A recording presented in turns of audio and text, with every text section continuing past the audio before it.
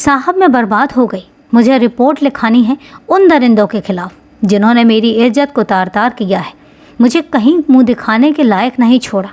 थाने में मुंशी के पास जाकर शाहीन ने बिना सांस लिए एक बार में ही अपनी बात कह दी। मुंशी जी तजुर्बेकार थे, सो उन्होंने समझने में जरा भी दिक्कत नहीं लगाई कि मामला आखिर क्या है। आपका नाम क्या है? मुंशी जी ने बड़े धैर्य से पूछा। शाहीन ने अपना नाम बता दिया। दोस्तों, क्या है ये पूरी कहानी और कौन था जिसके खिलाफ शाहीन रिपोर्ट लिखवाना चाह रही थी, हम जानेंगे पूरे विस्तार से। लेकिन उससे पहले नमस्कार दोस्तों, क्राइम चैनल पर आपका स्वागत करती हूँ और उम्मीद करती हूँ कि आप सब लोग स्वस्थ होंगे, सुरक्षित होंगे। दोस्तों, कहानी में आगे बढ़ें उससे पहले अगर आप नए हैं चैनल पर या अभी तक आपने चैनल को सब्सक्राइब नहीं किया है तो सबसे पहले आप चैनल को सब्सक्राइब कर लीजिए और इसके साथ ही बेल आइकन ज़रूर प्रेस करें फर्दर नोटिफिकेशन के लिए। और इसके साथ ही कहानी में लास्ट तक बने रहें और कहानी के बारे में आपकी क्या राय है वो भी कमेंट करके ज़रूर बताएं और आपके कमेंट्स के जवाब मैं वीडियो के लास्ट में ज़रूर दूंगी। तो चले दोस्तों, अब आपका समय नहीं लेते और शाहीन की पूरी कहानी जानते हैं। आप कहाँ रहती हैं? जी, भोपाल के ऐशबाग इलाके में रहती हूँ, शाहीन ने जल्दी से जवाब दिया। मुंशी जी ने सवाल किया, आपके साथ हुआ क्या है? सच सच बताइए, कुछ भी छुपाने की ज़रूरत नहीं है। शाहीन ने सिर झुकाकर हामी भर दी, फिर एक एक कर सारी बात उन्हें बताते हुए कहा। हमीदा मेरी बचपन की सहेली है, हम दोनों एक ही स्कूल में पढ़े हैं। 6 महीने पहले उसकी शादी फैजान के साथ हुई थी। वो दोनों अपनी शादी से बहुत खुश थे। बचपन की दोस्त होने के नाते हमीदा ने मुझे ख़ास तौर पर दावत दी थी। हम लोगों ने शादी में खूब मस्ती की। कुछ दिनों पहले उसने मुझे दावत पर बुलाया और साथ ही उसने कहा कि फैजान तुमसे मिलना चाहते हैं। तयशुदा वक्त पर मैं हमीदा के घर गई। उसने और फैजान ने मेरी बहुत खातिरदारी की।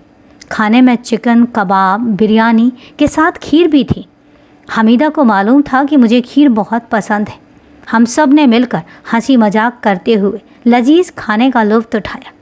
खाने के बाद सोफे पर बैठकर सब ने कोल्ड ड्रिंक भी पी और इधर उधर की बातें करने लगे। वही पुरानी बातें, शादी विवाह और रस्मों रिवाज की बातें। खाने के बाद हामिदा किचन में जाकर बर्तन धोने लगी और जाते हुए उसने मुझसे कहा, शाहीन तुम फैजान से बात करो। मैं फैजान से इधर उधर की बात करती रही। फिर थोड़ी देर बाद हामिदा ने मुझे आवाज़ लगाते हुए कहा, यार तू कैसी दोस्त है?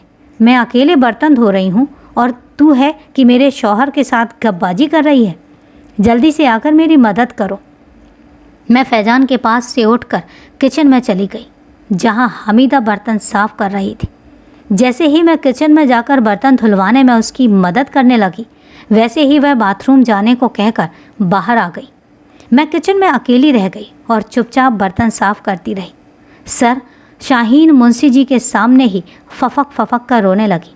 देखिए शाहीन जी, आप रोएंगी तो हम आपकी रिपोर्ट कैसे लिखेंगे? आप अपने आप को संभालिए और हमें सारी बात खुलकर बताइए, मुंशी जी बोले। इसके बाद शाहीन ने आंसू पोंछते हुए एक एक कर सारी बात विस्तार से मुंशी जी को बता दी। उसने कहा कि फिर अचानक किचन का दरवाज़ा जोरदार आवाज़ के साथ बंद हो गया। मैं इस तरह अचानक दरवाज़ा बंद होने से एकदम सिहर उठी, लेकिन मैंने सोचा कि हामिदा मेरे साथ इस तरह का मजाक पहले भी करती रही है। मैंने हामिदा को अंदर से ही आवाज़ दी, हामिदा मैं तुम्हारी ऐसी बचकाना हरकतों से डरने वाली नहीं हूँ, कहकर मैं फिर से बर्तन धोने में लग गई। मैं अकेली थी और मन ही मन गाना गुनगुना रही थी। तभी पीछे से अचानक आकर किसी ने मेरी कमर को मजबूती से जकड़ लिया। उसकी गिरफ्त से निकलना नामुमकिन सा था। मेरी घबराहट की वजह से सांस फूलने लगी और मैं बुरे तरीके से डर गई। मेरे मुंह से ज़ोरों से चीख निकली जो पूरे घर में गूंज गई, लेकिन मेरी चीख सुनने वाला शायद वहाँ कोई भी नहीं था। काफ़ी जद्दोजहद के बाद जब थक कर मैंने हार मान ली तो फैजान कान के एकदम पास होट करके बोला, मोहतरमा आप किसी अनजान शख्स की बाहों में नहीं हैं, हमें अपना ही समझें। फैजान ने मुझे एक झटके से पलटा और सीने में भींच लिया और मैं बिन पानी की मछली की तरह तड़पने लगी। फैजान छोड़िए मुझे, और इस तरह के मजाक मुझे बिल्कुल भी पसंद नहीं है। आपको अपनी हद मालूम होनी चाहिए, मैंने विरोध करते हुए कहा। शाहीन हम कोई गैर थोड़ी हैं जो आप हमसे इस तरह खुद को आज़ाद कराने की कोशिश कर रही हैं। देखिए फैजान, मैं आपसे फिर कहे देती हूँ, मुझे छोड़िए। वरना मैं हामिदा से आपकी घटिया हरकत की शिकायत कर दूंगी। मैं कोई ऐसी वैसी लड़की नहीं हूँ जो आपकी इस हरकत पर खामोश रहूँ। कहते हुए मैंने हामिदा को ज़ोर से आवाज़ लगाई, हामिदा, हामिदा। शाहीन, मैं तो यही हूँ। दरवाजे की ओट में झांकती हामिदा के होठों पर एक कातिलाना मुस्कुराहट तैर गई, लेकिन शाहीन को देखकर नहीं, बल्कि फैजान से नज़र मिलने पर शाहीन एक लम्हे के लिए बुत बनकर रह गई, जैसे उसमें जान ही नहीं हो। शाहीन की हालत मजलूमों जैसी हो गई थी। उसे कुछ समझ नहीं आ रहा था कि आखिर उसके साथ यह सब क्या हो रहा है। हामिदा, तुम ऐसा क्यों कर रही हो? खुदा के लिए मुझ पर रहम करो। मैं किसी को मुंह दिखाने के काबिल नहीं रहूँगी। प्लीज़ हामिदा, रुक जाओ, ऐसा मत करो, मुझ पर रहम करो। शाहीन गिड़गिड़ा कर रही थी, लेकिन हामिदा को शाहीन की इस स्थिति पर मज़ा आ रहा था। फैजान जब शाहीन के साथ हैवानियत का खुला खेल रहा था, तभी हामिदा किचन की खिड़की से शाहीन की नीलाम होती इज्जत की वीडियो क्लिप बना रही थी। शाहीन के आंसू उसके नर्म नाजुक गालों से लुढ़कते हुए उसके दामन को भिगो रहे थे। फिर क्या हुआ? मुंशी जी ने खामोशी तोड़ी, लेकिन शाहीन के मुंह से एक लफ्ज़ भी नहीं निकला, क्योंकि उसकी हिचकियाँ बंद गई थीं। एक कांस्टेबल ने गिलास में पानी दिया, जिसे शाहीन बिना सांस लिए एक बार में ही पी गई। दुपट्टे से मुंह पोंछने के बाद उसने एक गहरी सांस ली और फिर अपनी बर्बादी के सफ़र का किस्सा सुनाने लगी। सर, उन्होंने मेरी अश्लील वीडियो बना ली थी। एक मिनट, आप ये बताइए कि हामिदा तो आपके बचपन की दोस्त थी, फिर उसने ऐसा क्यों किया? क्या तुम्हारी उससे कोई पुरानी अदावत है? नहीं सर, ऐसा कुछ भी नहीं है। शाहीन ने मुंशी को बीच में ही टोका। हमारा तो कभी झगड़ा तक नहीं हुआ। पता नहीं मुझसे किस बात का बदला लिया था। मुंशी जी को शाहीन की बात पच नहीं रही थी। ज़रूर कोई बात होगी, तभी तो उसने इतना बड़ा कदम उठाया। शाहीन खामोशी से उनके सवालों को सुन रही थी और आखिर उसने बताया कि हम दोनों कक्षा 6वीं से ग्रेजुएशन तक एक साथ पढ़े हैं। हम दोनों में अच्छी दोस्ती थी। मैं हामिदा से पढ़ने में अव्वल थी और हमेशा उससे अच्छे नंबर लाती थी। शुरू में कोई बात नहीं थी, लेकिन जब हमने 10वीं का इम्तहान दिया तो मैंने एक बार फिर से टॉप किया। तब हामिदा ने पहली बार मुझे ताना मारा था कि तुम ही क्यों हमेशा टॉप करती हो, मेरे नंबर हमेशा तुमसे कम क्यों रहते हैं। सर, तभी पहली बार हामिदा मुझसे चिढ़ी थी, लेकिन मैंने उसकी बातों का बुरा नहीं माना। इसी तरह मैंने 12वीं में भी टॉप किया और ग्रेजुएशन के लिए हम दोनों ने बरकतुल्लाह यूनिवर्सिटी में बीए में एडमिशन ले लिया। हम लोग रोज़ाना सिटी बस से आते जाते थे। हम लोग अब कॉलेज में बंद माहौल से एकदम खुली फ़िज़ा में उड़ने लगे थे। हमें वहाँ का माहौल बहुत अच्छा लगता था। पहली बार गर्ल्स कॉलेज से निकलकर लड़कों से घुलने मिलने का मौका मिला था। हमारे ग्रुप में रेशमा, शबा, पूजा, दानिश और राहुल थे।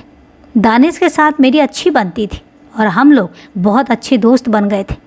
ज़िंदगी के हसीन पल इसी तरह गुजरते रहे और इसी सिलसिले में वैलेंटाइन डे आ गया और दोस्तों के सामने ही दानिश ने मुझे प्रपोज कर दिया। मैंने उसे इनकार नहीं कर सकी। शायद उसके लिए मेरे दिल में कहीं ना कहीं कुछ तो था जो मुझे उसके वजूद का हमेशा एहसास दिलाता रहता था। ये बात और थी कि मैंने उसे कभी अपने दिल के हाल से आगाह नहीं किया था। उसके लिए मेरे दिल में जो चाहत थी वो अब मोहब्बत बनकर मेरे वजूद का एक हिस्सा बन चुकी थी। मैंने उसके गुलाब को लेकर अपनी मोहब्बत का इकरार कर दिया। हामिदा भी दानिश को चाहती थी। ये बात मुझे काफ़ी बाद में पता चली। उसने शायद इसी बात का मुझसे बदला लिया हो। मेरी इज्जत तार तार करने के बाद फैज़ान और हामिदा मुझे धमकी देने लगे कि अगर किसी के सामने अपना मुंह खोला तो इस वीडियो को वायरल कर देंगे और जिससे तुम किसी को मुंह दिखाने के काबिल नहीं रह पाओगी। कोई भी लड़का तुमसे शादी नहीं करेगा। शाहीन, इसे सिर्फ धमकी नहीं समझना। हामिदा अपने होठ भींचकर बोली। सर, शाहीन ने आंखें उठाकर कहा। मेरी आंखों में जैसे खून उतर आया था और गुस्सा भी बहुत था। इसके बावजूद हामिदा के चेहरे पर एक अजीब सा सुकून दिख रहा था, जैसे उसने अपना बदला ले लिया हो। मैं घर पहुंची तो माँ ने तमाम दुआएं दी। फिर हामिदा और उसके शौहर के बारे में मुझसे पूछा कि दावत में क्या क्या था। अभी सब ठीक था। उखड़ा सा जवाब देकर मैं अंदर चली गई और कमरा बंद करके सिसक सिसक कर रोने लगी। रात को अम्मी ने खाना खाने को बुलाया पर मैं गई नहीं। रात 11 बजे के बाद मेरे मोबाइल पर रिंगटोन बजी, लेकिन मैंने कॉल रिसीव नहीं की। पता नहीं कौन फ़ोन कर रहा होगा। आखिर मैंने मोबाइल उठाकर देखा और देखते ही मेरा खून खौल उठा, क्योंकि हामिदा इस वक्त फ़ोन करके जख्म को कुरेदने का काम कर रही थी। अब क्या है, मैंने गुस्से से बोला। मेरे गुस्से से बेपरवाह हामिदा ने बड़े सुकून से कहा, शाहीन, बड़ी देर कर दी कॉल रिसीव करने में, क्या गहरी नींद में सो रही थी? हामिदा फ़ोन पर ही हंसी। उसका एक एक लफ्ज़ मेरे दिल में नश्तर की तरह चुभ रहा था, लेकिन वह मजबूर थी और चाहकर कुछ बोल नहीं सकती थी। फिर मैंने सिसकती हुई भर्राई आवाज़ में पूछा, अब क्या, जो इतनी रात को परेशान करने के लिए फ़ोन कर रही हो? हामिदा बड़े इत्मीनान के साथ बोली, शाहीन, अपने घर पर तो कुछ बताया नहीं होगा।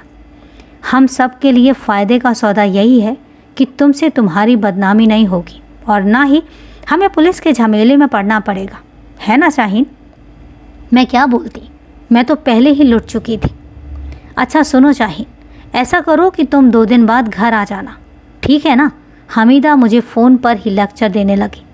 अब किस लिए आऊँ और किस मुंह से आऊँ? आप लोगों ने मुझे कहीं मुंह दिखाने काबिल नहीं छोड़ा है। सुनो हामिदा, अब मुझे माफ़ करो, मैं नहीं आ सकती, और वैसे भी अब घर में क्या कह कर आऊँगी? रोते हुए मैंने रहम की भीख मांगी। मैं कुछ नहीं जानती, हामिदा चीखी। तुम्हें 2 दिन बाद हर हाल में मेरे घर आना ही होगा, वरना अंजाम भुगतने के लिए तैयार रहो। मैं फैजान से कहकर तुम्हारा MMS नेट पर डलवा दूंगी। यह धमकी नहीं है शाहीन, पिक्चर अभी बाकी है। इसके साथ ही फ़ोन डिस्कनेक्ट हो गया। मैं हेलो हेलो करती रही और फिर बुत बनकर बैठ गई। सुबह 10 बजे के बाद मेरी अम्मी रजिया ने मुझे जगाया, तब जाकर मेरी आँख खुली। क्या बात है शाहीन, तुम्हारी आंखें लाल क्यों हैं और किस बात की परेशानी है? नहीं अम्मी, कोई बात नहीं। असल में काफ़ी देर रात तक एक फ्रेंड से बात करती रही और इसीलिए देर से उठी हूँ। अच्छा, मुंह हाथ धोकर नाश्ता कर लो। सभी लोगों ने नाश्ता कर लिया है शिवाय तुम्हारे। मैंने उठकर ना चाहते हुए भी जैसे तैसे नाश्ता किया और फिर सारा दिन अपने कमरे में गुमसुम बैठी रही। मेरा छोटा सा रूम ही दुनिया थी। पूरे दिन और रात मैंने इसी उधेड़बुन में रही कि क्या मुझे दोबारा हामिदा के घर जाना चाहिए या नहीं। फिर जो होगा उसे देखा जाएगा। लेकिन अश्लील वीडियो की बात सोचकर मैं सिहर उठी। अगर हामिदा ने ऐसा सच में कर दिया तब क्या होगा? अम्मी अब्बू पर क्या गुजरेगी? उनके सिर हमेशा के लिए समाज के सामने झुक जाएंगे। घर पर छोटी बहन नाज़नीन का रिश्ता नहीं आएगा। और इसी उधेड़बुन में मुझे नींद आ गई। तमाम पहलुओं पर काफ़ी सोचने के बाद मैं इस नतीजे पर पहुंची कि घर वालों की इज्जत की खातिर मुझे वहां जाना ही होगा। और बस यहीं पर मैंने एक गलती की जिससे मैं दलदल में फंसती गई। अगर मैं यहीं पर ज़रा अक्ल और हिम्मत से काम लेती तो शायद आने वाले बदतर दिन देखने ही नहीं मिलते। ज़माने का एक उसूल है, जो डर गया वो जीते जी मर गया। औरों की तरह मेरा भी वही हाल हुआ जो अक्सर ऐसी स्थिति में लड़कियों का होता है। तयशुदा वक्त पर मैं हामिदा के घर पहुंची। मुझे आया देखकर हामिदा की बाँछें खिल उठी। मुझे ये समझना मुश्किल हो रहा था कि हामिदा मेरी शिकस्त पर मचल रही थी या अपनी जीत पर। हामिदा ने मुझसे अदब से पूछा, मैडम आप क्या लेंगी? कुछ नहीं, मैंने बेरुखी से जवाब दिया। खैर आपकी मर्जी, ये मेज़बान का हक है कि वो मेहमान की खिदमत में कोई कमी न रखे। हामिदा ने मुझे सोफ़े पर बैठने के लिए कहा तो मैं खामोशी से बिना कुछ कहे वहाँ बैठ गई। सलाम अर्ज है मोहतरमा, फैजान मुस्कुराकर बोला। मैंने जवाब देना भी मुनासिब नहीं समझा। मैं खामोशी की चादर ओढ़े बैठी रही। अब ये लोग क्या चाहते हैं? क्या मुझे फिर से जलील करने के लिए बुलाया है?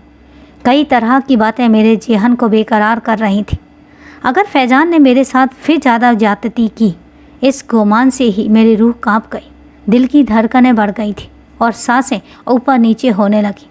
अरे शाहीन, आप तो बहुत पसीना आ रहा है। आप मेरे रूम में चलिए, वहाँ AC लगा हुआ है, आपको राहत मिलेगी। फैजान मेरे नाजुक हाथों को पकड़कर अपने रूम की तरफ बढ़ गया और मुझे ऐसा लग रहा था जैसे मेरे पैरों तले बहुत भारी बेड़ियाँ पड़ी हैं। फैजान मुझे तकरीबन ज़बरदस्ती खींचते हुए ले गया। उससे फ्रिज से एक बोतल पानी निकाला और मेरी तरफ बढ़ा दिया, जिसे मैंने देखा तक नहीं। थोड़ी देर में हामिदा भी अंदर आ गई। उसने घूरते हुए कहा, मेरे शौहर जो जो कहते हैं वैसा ही तुम करती जाना, और हाँ, नखरा तो बिल्कुल मत करना। फिर फैजान अचानक मुझ पर दरिंदों की तरह टूट पड़ा।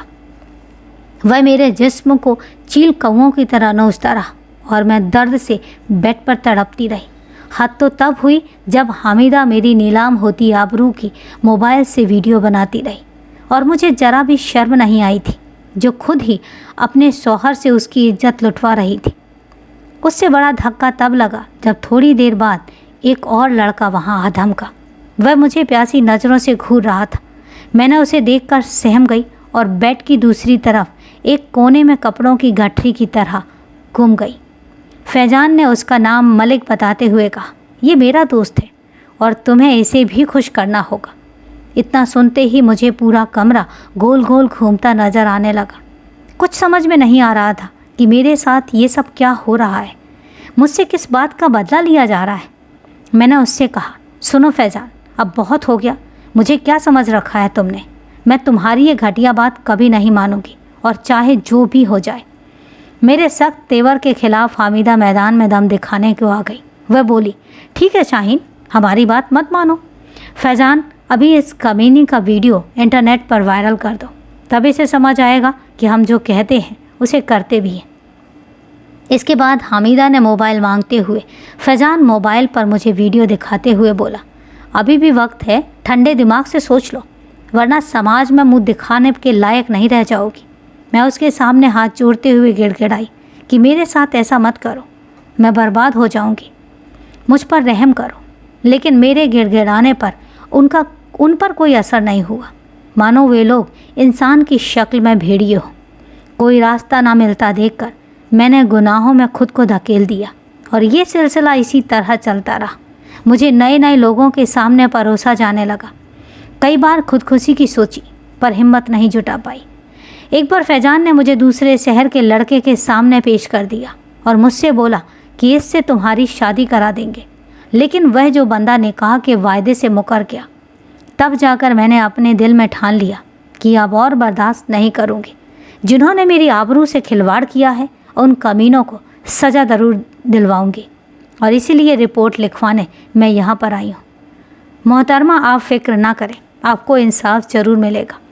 उन लोगों को किसी हालत में बख्शा नहीं जाएगा, मुंशी जी ने शाहीन से कहा। रिपोर्ट दर्ज करके पुलिस ने उन सभी गुनहगारों को गिरफ्तार कर लिया। शाहीन के अश्लील वीडियो को उनके फ़ोन से बरामद कर ली गई और तीनों आरोपियों को जेल भेज दिया गया। शाहीन के दिल में इंसाफ की उम्मीद जाग चुकी थी। दोस्तों, यह है एक दिल दहला देने वाली कहानी, जहां पर एक दोस्त ने ही अपने दोस्त की आबरू लूटने में जरा भी संकोच नहीं किया। तो दोस्तों, कहानी को लास्ट तक सुनने के लिए आपका तहे दिल से धन्यवाद। अब कहानी के बारे में आपकी क्या राय है, कमेंट करके ज़रूर बताएं। और आज चूँकि आपके कोई कमेंट्स नहीं हैं, इसलिए मैं जवाब नहीं दे पाऊँगी, लेकिन हाँ, कल आपके कमेंट्स के जवाब के साथ मैं फिर हाजिर हो जाऊँगी। तो चलिए दोस्तों, कल फिर मिलते हैं क्राइम की एक सच्ची कहानी के साथ। तब तक के लिए सेफ रहें, सुरक्षित रहें और अपना ध्यान रखें। जय हिंद दोस्तों, जय भारत।